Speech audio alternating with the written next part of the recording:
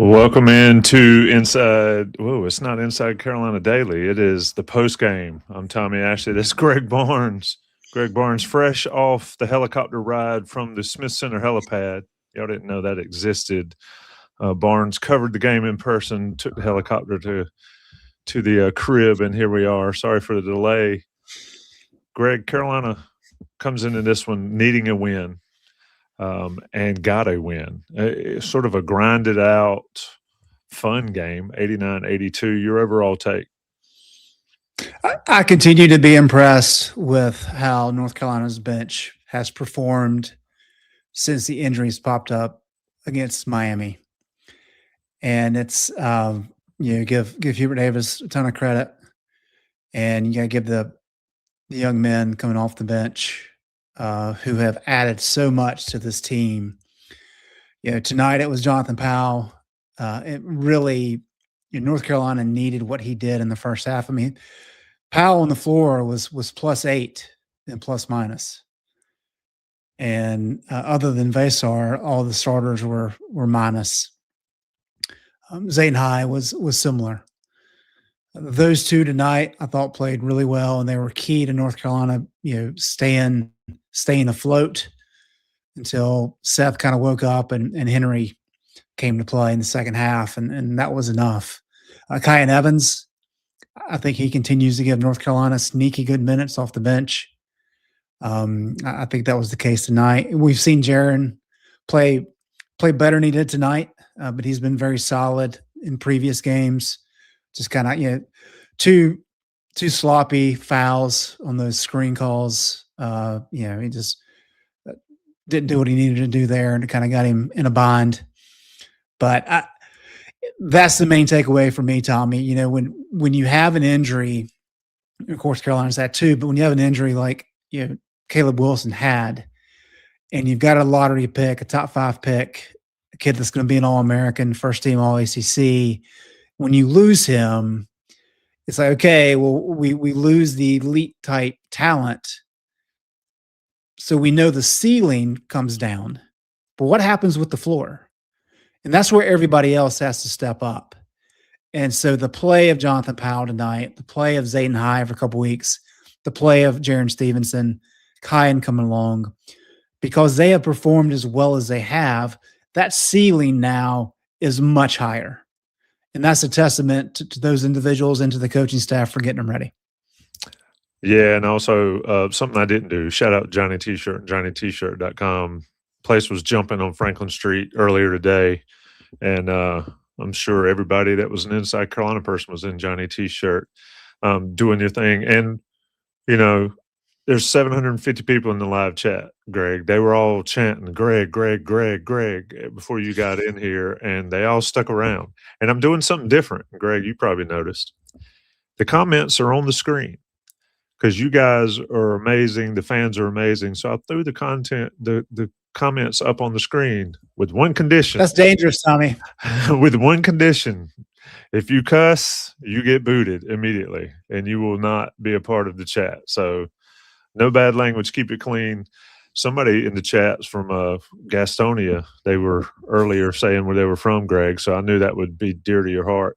Let's talk about the bench play. And, if there's ever silver linings from injuries in any sport, it's making somebody else have to step up or you crash. And you mentioned that, and you talked about it with Kyan Evans and Zayden High. I mean, Zayden High, 8 for 8 from free throw line. I mean, that wins games down the stretch. That wins games and keeps tournaments going, those type free throw performances. And you mentioned Kyan Evans. He did some good things. And Jonathan Powell, I mean, I put his photo on the thumbnail for the YouTube. These guys probably don't blossom. We know Zayden High doesn't if Caleb Wilson is not there. And so now you've got the opportunity to sort of build off that when Caleb comes back. I do not think it could play out better for Hubert Davis's team than it has, and they've had success dealing with that injury. For sure. And, if anybody watched the Texas Tech game earlier today, the fact that they were able to go to Iowa State and win, Iowa State, I think, is a legitimate top 10 team in the country. And to do what they've done, winning 3 straight since JT Toppin went out, is just a testament to resilience, because I don't think that team has a whole lot outside of Toppin and Christian Anderson. But Grant McCaslin, after the game's like, look, no excuses. Things happen. People get hurt. There's a bunch of players on the team, and you keep moving forward, and you do what you need to do to get the job done. And I love the mindset. And if you're going to be an elite program, and you're going to be a contender, in the ACC and a contender for an NCAA tournament run, you have to have that mindset. And I think clearly North Carolina has done that. And I agree with you, Tommy. I don't know that silver lining is kind of the right word, because you hate to see anybody get injured. But there has been a blossoming, and Zayden High, I think, is the primary one who's really just kind of popped. But Powell has steadily come on. He looked really good in the first half, coming off screens, being comfortable in his shot, squaring up, not rushing things. Just phenomenal. And Kyan's kind of the same way. He's just more comfortable. He's looked more comfortable the last few weeks running the offense than he did at any point earlier in the season. And that's a benefit. So no doubt it puts Carolina in a better position. We've talked all season long about how it's really Henri and Caleb, and then you got Seth as your backcourt option. And Seth has played well the last couple games. He played well in the second half tonight. But the question always was, okay, well, if one of those guys is a little bit off, what happens? And there were games early where one of them or two of them wouldn't be great, and you wouldn't get good results. And I think tonight's a good example of, Henri had, I wrote about it in my postgame piece. He had 4 points in the paint in the first half, which is non-existent. And it was a problem. And if that had continued, then, Carolina was going to be, fighting very hard to try to win this game. But Powell was able to knock down a number of shots. It really kind of gave them a boost in the first half. So Carolina was able to go into halftime tied. And he did just enough, and Zayden High and Kyan all contributed just enough that Veesaar and Seth Trimble could kind of wake up in the second half. And both those guys played great in the final 20 minutes. And that was Yep, indeed they did. Just for some stats for folks that haven't looked at them, Carolina 89-82, which is a solid win. 56% from the field for Carolina, 50 for Virginia Tech. To your point, Greg, points in the paint were lopsided in the first half. They ended up 38-34 in favor of Virginia Tech. Second chance points, Carolina 11-2, which I think is big, 11 offensive rebounds. And then total rebounds, 34-22. Now, you don't get as many rebounds when you're hitting a bunch of shots, but Carolina sort of dominated that. And then 16 assists for Carolina on 29 made field goals. Let's talk a little bit about the Kyan Evans effect. And you've mentioned him a couple of times, and there's a lot of people shouting him out. And just looking at his stats, let me get the full stats up here, because you mentioned the plus minus, but you got – it's weird how they do steals, right? So if I knock the ball away from somebody and somebody else gets it, I don't really get a credit for that steal. I get a deflection that they do. But Kyan Evans, 5 points, hit a three, hit a couple free throws, 2 rebounds, 3 assists, had a couple fouls, just 1 turnover and 1 steal. But to your point, 6 plus 6 on there.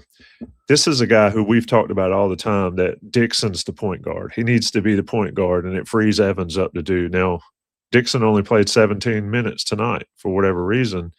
But Evans, to your point earlier, and I think we need to really talk about it because it's important, is the comfortable factor. His comfortableness, not having the pressure of being the one on the team. And anybody that's followed Carolina basketball, and I've said it before, if you're the point guard for Carolina, that in itself carries a ton of pressure. And Evans didn't live up to it, frankly, right, Greg? And now he has had the ability to just play basketball, and it shows in games like this. Well, let's talk about it from this perspective, just to put some numbers behind it. And look, plus minus is just it's like a little cheat code, right? Because you're trying to categorize team play for one player's participation. So it's not the best stat, but it is telling. And I think it's relevant for Kyan Evans because we talked about it early in the year. Let me throw out some numbers here. Against Michigan State, plus minus for Kyan, minus 24. At Kentucky, minus 2. Ohio State, plus 2. Florida State, plus 4. SMU, minus 3. Stanford, minus 2. Cal, minus 11. Virginia, minus 17. Right? These are not good numbers. But he was plus 6 tonight. He was plus 10 against Louisville, and he was plus 9 against Syracuse. And I think that's just a very clear indication of he's more of a positive now than he was before. He's kind of embraced his role. He's playing with more confidence. He's more comfortable. All those things matter. And as Carolina, we're in the final week now, right? I mean, we got one regular season week left, and then it's postseason play. Carolina is guaranteed 4 more games this season. That's it. So we're at crunch time, and having somebody like Kyan who can come in, if only for a few minutes, if only for 5, 6, 7 minutes, that's beneficial. The other part of this that's important, Tommy, is think about how Derek Dixon has played of late. He struggled a bit, and that's one of the reasons we're seeing Seth. You bring the ball up more. I mean, the first possession tonight, he brought it up, which I thought was kind of telling. And Seth has been playing better, so that's beneficial. But you can't just have him as your sole point guard. So it would not surprise me in the least. And we saw, tonight, Kyan played more than Derek. But it would not surprise me in the least to see more of this opportunity of who's playing better on a given night. Is Dixon having a good night where he's comfortable running the offense and knocking down shots? Or if he's having some problems, can you go to Kyan? 2-3 weeks ago, I don't know that option was really on the table. But because of how things have played out, because Kyan's getting more time, well, now he's got his confidence back. And now you've actually got kind of a two-headed monster there at point guard, and that's critically important as we get into the postseason. Yeah, and we're talking with Greg Barnes here on the Inside Carolina postgame. Carolina beats Virginia Tech, 2 more regular season games. And Greg's point was, sure, Carolina expects to play a lot more than 4 games, but it could be 4. It could be – we are that point in the season. And, a couple other comments in the chat and something we talked about all year, but you're getting to the point where you can't, is let guys play through it. Let Dixon play through it and learn. Well, you do that from November to mid-January, and you start getting into late February, and it's cutting time. And so Dixon stepped up, and he's played well at times, and to have a guy like Kyan Evans that can come in and get some quality minutes, that it's that time of season, and if it doesn't happen, your season ends. And we've talked about the free throws, and they cured the free throws tonight. It's 23 for 30 is a lot better than where they have been at times. So, Greg, all in all, and I want to turn to the future here, but all in all, in this game, I think Carolina did exactly what they needed to do. I don't like the stall at the end of the halves. I do not like Seth Trimble up top at the end of the halves, but they figured out how to make it work, and they came back to end the first half with a good run. And somebody in the chat, Daniel Burke, shout out, 17-0 at home. You defend your home court with as many home games as teams play these days, and you're going to have a good record in the end. Final thoughts on this one before I look ahead just a little bit with you. Well, I would just say you mentioned free throws. I think that's very important. Carolina was like 76% from the free throw line. They had 1 field goal in the final 6 minutes tonight, and Virginia Tech made them make free throws, and they did. The other thing that I would say is the first half. I mentioned Henri only having 4 points in the paint. He did take a couple threes, took 4, I think, in the first half. I think this team at times forgets or at least doesn't focus on their strengths. And they just get away from what works. And we saw that in the first half.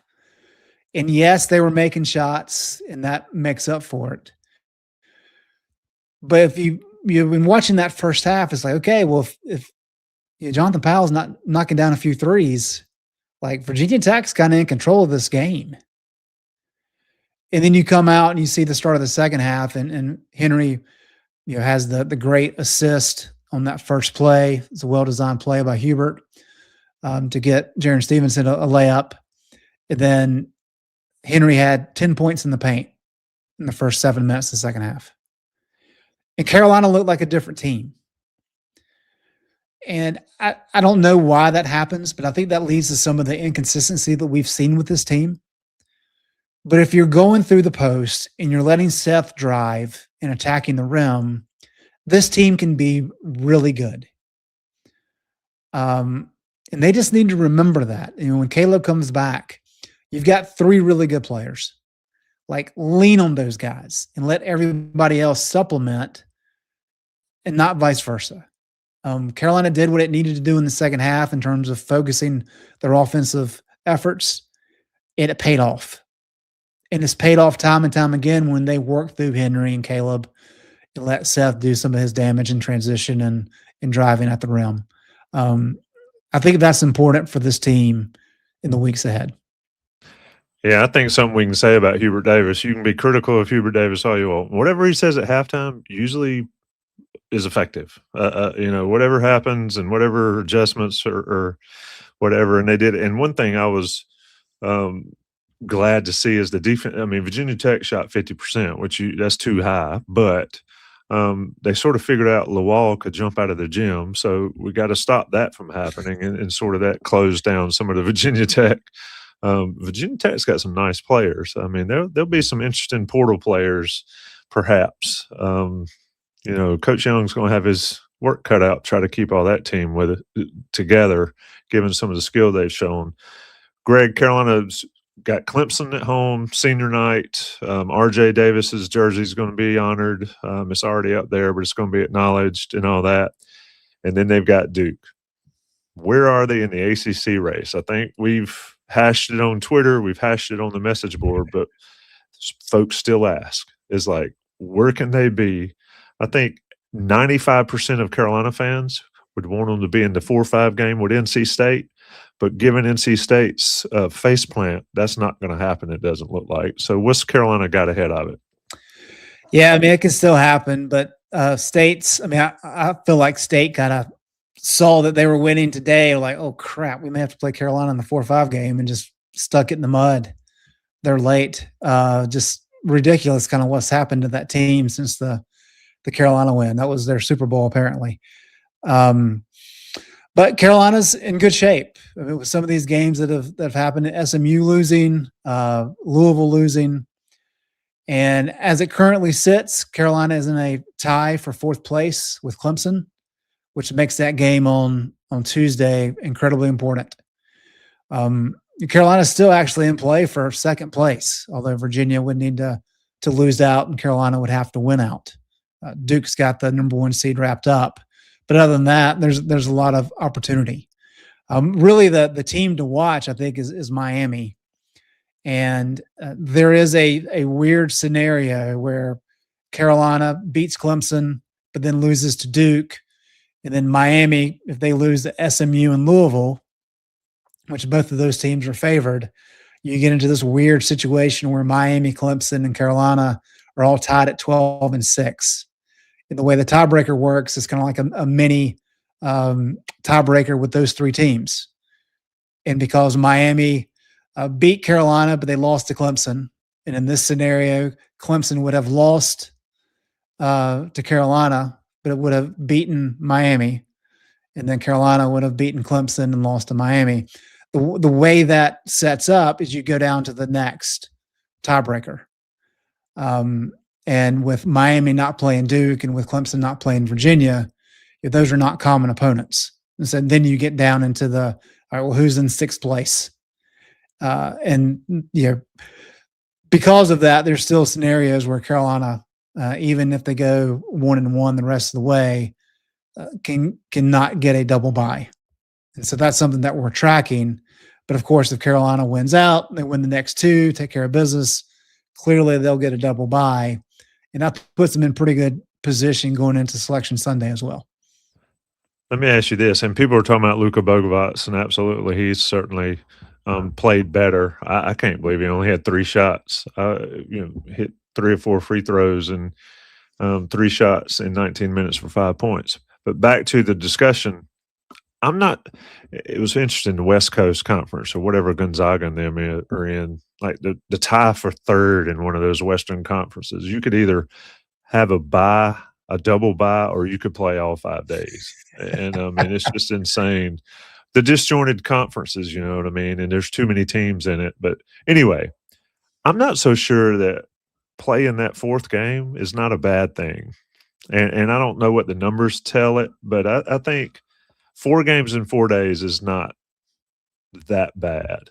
And I think in that semifinal or that quarterfinal game, if Carolina was a 5 seed, I think it sets them up better, assuming you win, playing than sitting and waiting. What are your thoughts on that? We've seen it go a lot of different ways, but I always like getting that game in ahead of the team you're about to play.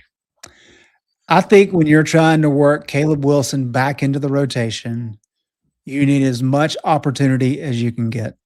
So I wholeheartedly agree with you, Tommy. And if you can make it where you play that Wednesday game against a lesser opponent that you should win, and you can get Caleb back up, because we'll have to wait and see. Is he going to be ready to go against Duke? Clearly, he's on the mend, and he's itching to get back. But how quickly did they let him play? And so that's, if he doesn't play against Duke, then you really kind of want that Wednesday game to kind of let him get his feet wet before you get into the quarterfinal play. The other interesting component about it, granted, Caleb hadn't been out that long, but like the Kansas game today, a lot of people are talking, we got Peterson taking a bunch of shots. In Kansas, like, you can make the case they look better without him at times, which is kind of a weird dynamic, because they realized they all had to play together without him, and they've done that very well. And then he comes back and he's taking 21 shots, and it just kind of mixes up the flow that they had. And we've seen this multiple times over the years.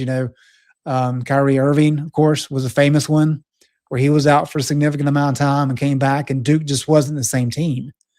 I don't think Caleb has been out long enough for that to really be an issue, but he will have been out several weeks.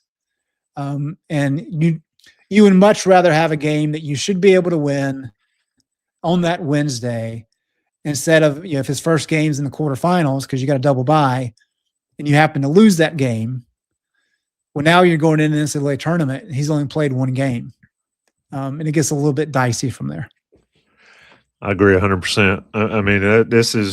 This is big brain stuff. Everybody wants the double bye, but there's more to it than just that. And you pointed out, and I didn't even mention the Caleb Wilson factor, and you're absolutely right. The more games you can play with him, and you talk about Darren Peterson in Kansas, well, they got a butt kicked today, and him taking that many shots just doesn't work for them. If I'm Bill Self, I'm like, just go ahead and, pack it in. We got this. But anyway, any final thoughts, Greg, before we get out of here? This is the normal IC Daily crew, so we'll be back every day next week talking about a lot of topics, specifically Clemson on Tuesday's episode. But, Greg, I just think North Carolina is in as good a shape as they can be in, given how the season has transpired here going into the last week of the season. And I cannot believe we're sitting here talking about the last of the regular season. It has absolutely flown by. It is. And Seth Trimble has got 1 more home game, which is wild. But you're right. I think Virginia Tech's a solid team. We talked the other day about they've had some really bad, like, last-second losses.